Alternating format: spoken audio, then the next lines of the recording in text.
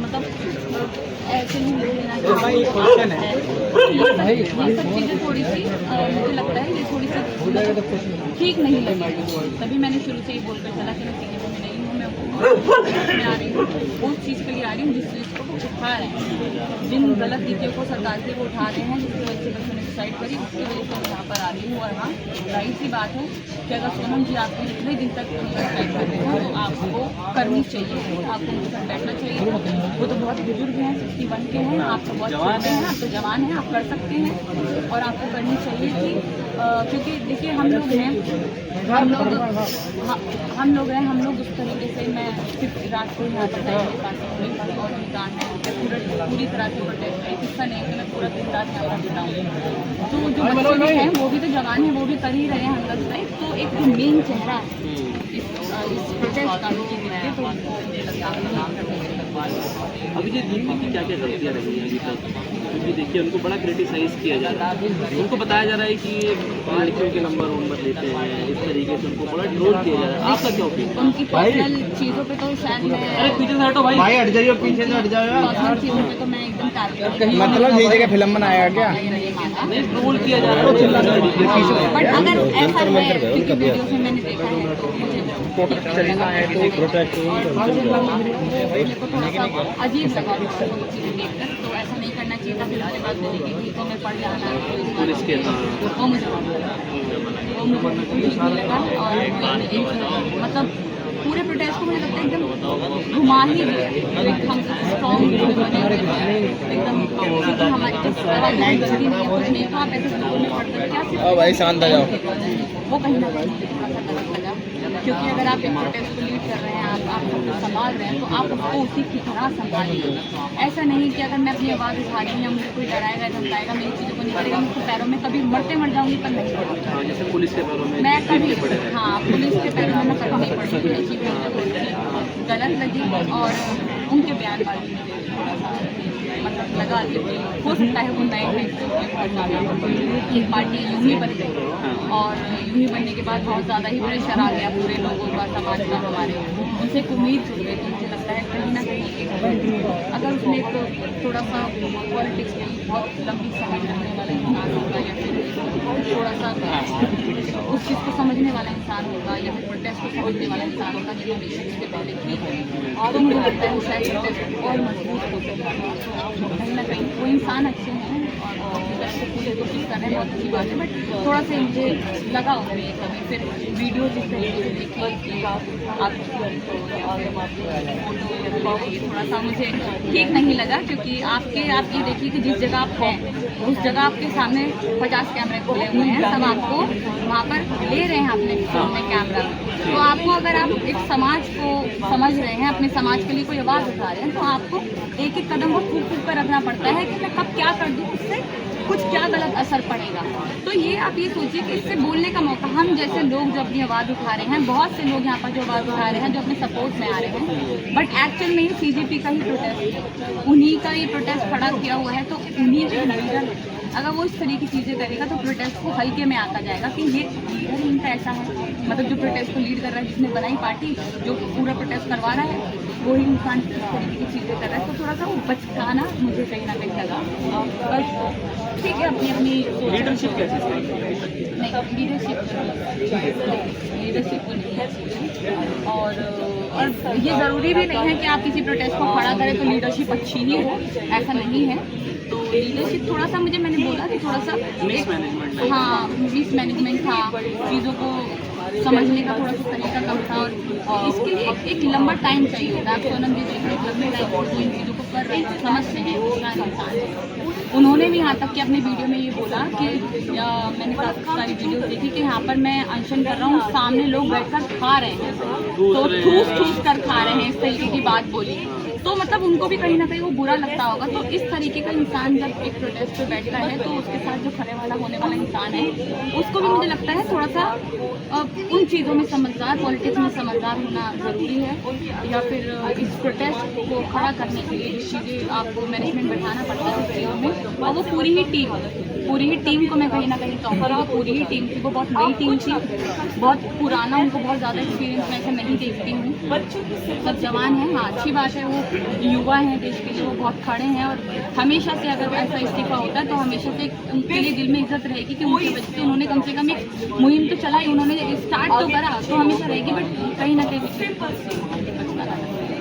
नहीं अभी फिलहाल दीप क्या कह रही है, उनकी लीडरशिप अच्छी नहीं रही। कमेंट में जैसे लोग आप बोलती हैं, कमेंट में न जाने क्या क्या, आपको पता कमेंट पढ़ती होंगी आप भी। कोई अगर आपको ये बोलता है कि माफ़ करिएगा ये शब्द आपके लिए लिखे जाते हैं कि तुम इतने बड़े भाषण दे रही है तो भी हड़ताल में बैठ जाती। मैंने वही बोला, देखिए पहली बात बिल्कुल सही बात है, अगर कोई मुझसे पूछता है कि तुम हड़ताल पे बैठ जाती, पहली बात मैं पूरा टाइम यहाँ पर नहीं आ पाती, मैं सिर्फ रात को ही पूरा टाइम यहाँ पर दे पाती हूँ, पूरा दिन यहाँ पर नहीं रह सकती। मेरा काम है अपना, मैं बस चीज़ करती हूँ और मैं खुद ये भी नहीं बोलती कि मैं भाई दिन से रात तक यहाँ पर रहूँगी, यही सोऊंगी। जो चीज़ें हमसे नहीं हो सकती वो नहीं हो सकती, जो चीज़ें हो सकती है वो हो सकती है, बट मैं ये नहीं कहूँगी कि जो कर रहा है और जो बच्चे कर रहे हैं यहाँ पर अनशन बैठ रहे हैं वो गलत है। जो कर सकता है वो करे। अब बहुत से लोग होते हैं कि जो पास नहीं रखते, बट आप ज़बरदस्ती नहीं कर सकते ना उनसे, क्या करो वो ये वाली चीज़ है कि, और ऐसा नहीं है झुकी नहीं रह सकती, बट ये मेरे पास यहाँ पर आने का पूरे टाइम, अगर मैं अभिजीत दीप की तरह यहाँ पर इस प्रोटेस्ट को लीड कर रही होती, मेरे ऊपर ही प्रोटेस्ट खड़ा होता और मुझे दिन रात यहाँ पर करना होता तो मैं वो हड़ताल करूँ। तो मैं अभिजीत दीप की तरह आप खाती पीती नहीं, मैं वो सब चीजें, वो अभिजीत दीप की तरह खाना पीने की बात नहीं है, बट नहीं देखिए सच है, देखिए जो चीज़ है वो सच है। हाँ मैं मतलब मैं, क्योंकि अगर मेरे साथ कोई एक ऐसा इंसान बैठा है जो 61 का होकर अनशन कर रहा है इतने लंबे टाइम तक, और मैं बहुत जवान हूँ तो मैं ये सब चीज़ें कर सकती हूँ, तो मैं जाहिर सी बात है मैं कभी पीछे नहीं हटती, नहीं करती। अच्छा रिया, किस तरीके से देख रही हैं भूख हड़ताल 17 दिन से ज़्यादा हो चुका है, लेकिन सरकार अभी तक सुनने के लिए तैयार नहीं है, तो कैसे देख रही हैं? देखो सरकार तो हम पहले से शुरू से पहले दिन से कह रही थी, मैं तो कि सुनेगी ही नहीं, आप कितना भी कोशिश करें सुनेगी नहीं। वो घमंड, वो जब पहली बार जब प्रोटेस्ट खड़ा हुआ तभी जब बात बोल दी गई हमारे चलन ही नहीं है इस्तीफे का, तो जब ऐसी बातें बोल दी जाएंगी तो उम्मीदें तो बहुत वैसे ही कम हो जाती हैं कि भाई कैसे ही इस्तीफा देगा ये इंसान जो पार्टी पूरी खड़ी हुई है। आप धर्मेंद्र प्रधान को देखो, वीडियोस आ रही है, क्या ही आलीशान रेस्टोरेंट में अपने घर में, वो आलीशान बंगलो है उनके, वहाँ पर बैठे हुए वो खाना खा रहे हैं, और ये देखिए 61 यहाँ पर इतना संघर्ष दिखता है, लेकिन एक देश के प्रधानमंत्री का संघर्ष नहीं दिखता, वो दिन रात काम करते हैं, इतनी मेहनत करते हैं। संघर्ष, काश वो संघर्ष करते होते, वो जो बोलते हैं मैं 4-4 घंटे सोता हूँ, पता नहीं कौन सा ही क्या ही काम कर रहे हैं, 18 घंटे काम करता हूँ, 18 घंटे काम, मतलब कौन सा ही काम कर रहे हैं वो। मैं तो चाहती हूँ हमें उनका संघर्ष दिखे, बट संघर्ष आज तक हमें संघर्ष दिखा नहीं। और अगर न्यूजीलैंड जाना, अमेरिका जाना, बार बार बाहर के दौरे करना ही संघर्ष होता है, भाई हमें भी ऐसा मौका मिल जाए। पता नहीं कभी कुछ जाकर कोई बड़बोले बयान, कभी कुछ होता है, कभी 7+1 8 को गिनने लगते हैं, बड़बोले उनके बयान, बड़बोले। अरे नए वक्त हम बोलते हैं, संस्कृत बोलते हैं, क्या आप कह रही हैं? संस्कृत बोलना जानते हैं वो? नहीं, वो संस्कृत, अरे वो सब कुछ बोलना जानते हैं, बस वो देश का लिए काम करना ही नहीं जानते। वो हमें रोजगार देना नहीं जानते, हमारे देश को शिक्षा देना नहीं जानते, हमारी बच्चियों की सुरक्षा करना नहीं जानते, हमारे भारत को अच्छी सड़कें देना नहीं जानते, हमारे भारत को अच्छे हॉस्पिटल देना नहीं जानते। बाकी मोदी जी जब जानते हैं, मोदी जी जानते हैं कि उनको 9-9 लाख के सूट कैसे पहनने, मोदी जी जानते हैं उनको अच्छे मशरूम कैसे खाने, काले से सफेद कैसा होना है, मोदी जी जानते हैं कि भैया दूसरों को मेलोडी कैसे खिलानी है, वहाँ पर रील कैसे बनानी है, वायरल कैसे होना है, मोदी जी सब जानते हैं। मोदी जी काम करना नहीं जानते। हाँ, मोदी जी का मेलोडी खिलाना मुझे बहुत अच्छा लगा। मुझे कौन सा ही काम अच्छा लगेगा उनका, एक भी काम अच्छा नहीं लगता। मतलब अगर देश के लिए उन्होंने कुछ किया हो तो भीख मांग के खा ली, और क्या चाहिए? आप एक बात बताइए, मोदी जी के अलावा मोदी जी को हटा दीजिए, कोई मर्द अगर अपनी बीवी को छोड़ देता है, क्या कहते हैं आप, क्या कहेंगे आप लोग?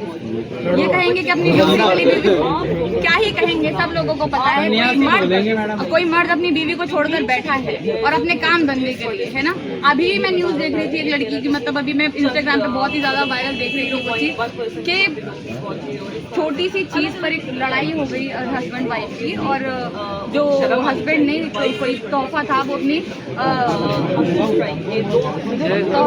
अपनी कलीग को दे दिया, उसकी बीवी ने उसको छोड़ दिया। तो पति का काम जो होता है वो अपनी बीवी को रखना होता है अच्छे से। मर्द वही कहलाता है जो अपनी बीवी को रखता है, छोड़ता नहीं है, वो मर्द नहीं कहलाता। तो ये सब चीजें तो बहुत ही बेबुनियादी हैं कि आप अपनी बीवी को छोड़ दें। आपने कितने पॉलिटिशियंस ऐसे देखे हैं जिन्होंने देश के लिए बहुत कुछ किया है, एक ने भी अपनी बीवी छोड़ी हो। नेहरू जी ने अपनी बीवी छोड़ी थी, मनमोहन सिंह जी ने अपनी बीवी छोड़ी थी, किसने अपनी बीवी छोड़ी आज तक? पर देश के लिए कुछ किया नहीं क्या उन्होंने? सब कुछ हमारे देश को देने वाले वो लोग हैं, सब कुछ हमारे देश के लिए करने वाले वो लोग हैं। आप बीवी छोड़कर या कुआरे रहकर देश चलाएंगे तो आपको क्या वो सबसे मेन माना जाएगा, सबसे बड़ा इंसान माना जाएगा? कुआरे तो राहुल गांधी भी हैं। हाँ तो कुआरे हैं ना, वो बीवी थोड़ी ना छोड़कर बैठे हैं अपनी। कुआरे रहिए, कुआरे तो योगी जी भी हैं। और तो देखिए क्या कर रहे हैं, कुआरे से फर्क नहीं पड़ता। अगर हम शादी नहीं करेंगे तो हम भी आगे बढ़ते रहेंगे, तो मतलब ये थोड़ी ना है कि मैं अपने पति को छोड़कर बैठूं, नहीं मुझे देश की सेवा करनी है, ऐसा नहीं होता ना। अभी ये जो है क्या कहते हैं मैडम, इंडिया का पहला मुख्य पता है आपको? नहीं, इंडिया के पहले एक मिनट, इंडिया का पहला शादी की बात बोली है, इंडिया को पहला, इंडिया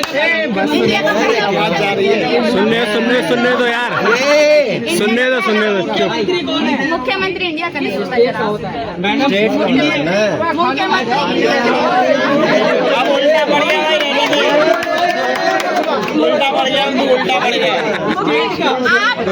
आप पहले राष्ट्रपति कौन था?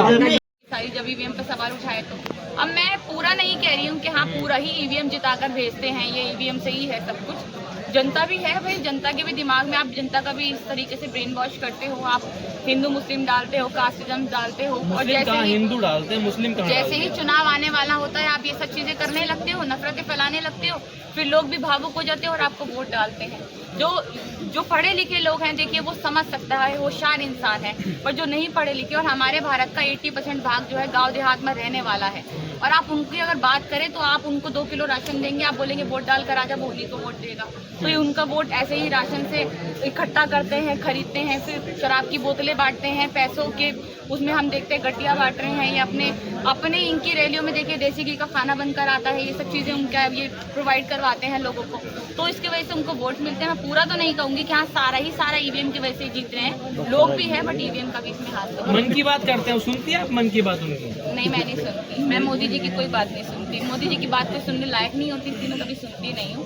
हाँ, लेकिन उनकी टक्कर का नेता भी नहीं है ना कोई। राहुल गांधी नाम बता दीजिए कौन है? टक्कर की तो बहुत है, टक्कर की तो बात ही नहीं है। मैं बोलूँ नहीं है, राहुल गांधी है ना, राहुल गांधी नहीं, राहुल गांधी टक्कर भी नहीं है यार। राहुल मतलब एक गांधी पप्पू नेता को आप उनसे कहा मोदी जी और कहा राहुल गांधी, जिस वो आलू सोने वाले बयान पर जिसपे राहुल गांधी पप्पू बने ना, वो मोदी जी का ही था। असली पप्पू तो वो है, वो तो उनका रिपीट करने के बाद असली पप्पू मोदी जी है। एक्चुअल में वही वो, और पप्पू कोई गाली नहीं होती, पहली बात तो है ना, पप्पू कोई गाली नहीं होती, पप्पू तो नाम होता है। बिन सर पैर की जो बात कर रहे हैं, जो अपने जो आलू से सोना निकालने वाली, वो हम रडार में नहीं आएंगे, वो वाली सब चीजें 7+1 8 कुछ होता है, हमारे यहाँ बहुत कुछ होता है, इस तरीके जो बातें करते हैं, उसको जो इंसान मेंटली ज्यादा वो होशियार नहीं होता, कुछ भी बड़बोलापन करता है, उसको कहते हैं। कोई गाली वाली नहीं, लोगों के नाम भी होते हैं। बस आपको राहुल गांधी दिखता है, मोदी जी का विकास दिखता नहीं है आपको? मुझे राहुल गांधी नहीं दिखते, ऐसा नहीं है, मुझे सिर्फ राहुल गांधी दिखते हैं। बहुत अच्छे मोदी का विकास नहीं दिखता आपको? बहुत अच्छे नेता है, बहुत बढ़िया नेता है हमारे देश में, और वो मुझे अच्छे लगते हैं। राहुल गांधी, मैं कोई कांग्रेसी थोड़ी है जो मुझे राहुल गांधी से कोई, हाँ राहुल गांधी मुझे नहीं, मुझे कोई विकास नहीं दिखता, मुझे कोई विकास नहीं दिखता, मुझे कहीं पे भी विकास नहीं दिखा। बच्चे सुसाइड कर रहे हैं, इतनी बुरे हालत है हमारे देश के।